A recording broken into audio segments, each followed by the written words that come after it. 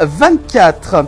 On va commencer cette actualité avec nos confrères de l'Essor Savoyard, justement du côté de l'agression des soignants du côté d'Annemasse. L'audience renvoyée au 17 février au vu de la gravité des faits reprochés. L'affaire donc a été totalement donc renvoyée. Les urgences restent fermées jusqu'à nouvel ordre du côté de Annemasse. Donc si vous devez vous rendre aux urgences à Annemasse, sont totalement fermées pour que donc le public ne peut pas avoir accès aux soins du côté de cet hôpital.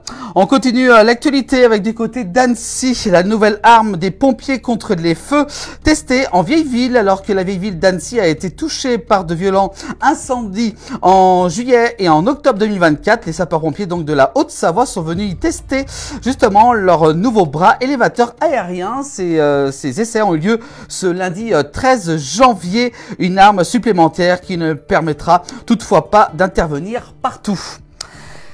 On continue avec du côté d'Annecy, on reste sur Annecy en Haute-Savoie avec des tags insultants et ciblés envers la police municipale trouvés du côté de Cranjuvrier proche d'Annecy.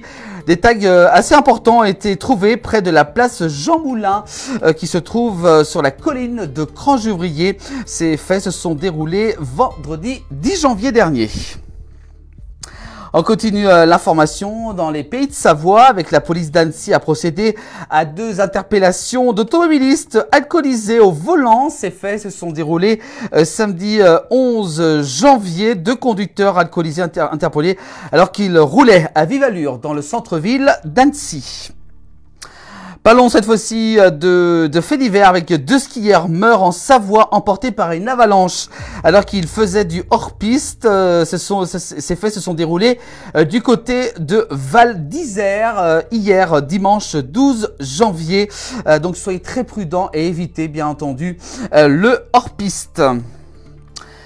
On continue avec la visite du ministre de la Santé en Haute-Savoie pour soutenir le personnel soignant après la multiplication des agressions dans les hôpitaux. Le ministre de la Santé était donc en Haute-Savoie ce week-end et a annoncé une tolérance zéro face aux violences envers les soignants dans l'ensemble des établissements de soins français.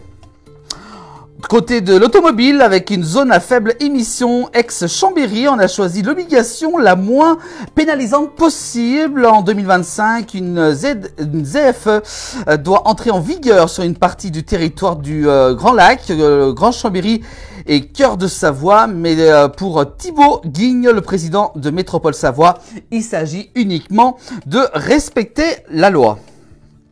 On parle de nouveau de médecins, notamment avec la grippe. Peut-être vous l'avez peut-être eu, malheureusement, avec 51% d'hospitalisation. C'est le pic le plus important depuis 2010. C'est le chef de service du SMUR d'Annecy qui donc décrit une situation très tendue dans l'ensemble des établissements de santé en Haute-Savoie, avec plus de nombreuses personnes hospitalisées pour la grippe du jamais vu depuis 14 ans.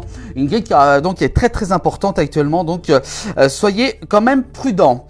Et puis enfin on termine avec du sport, avec le biathlon. Les Français 2e du relais mixte simple à Amberhof. Les Français Paula Bottet et Quentin Fillon-Maillet ont pris ce dimanche la 2e place du relais mixte simple en Allemagne en Coupe du Monde de biathlon derrière la Finlande.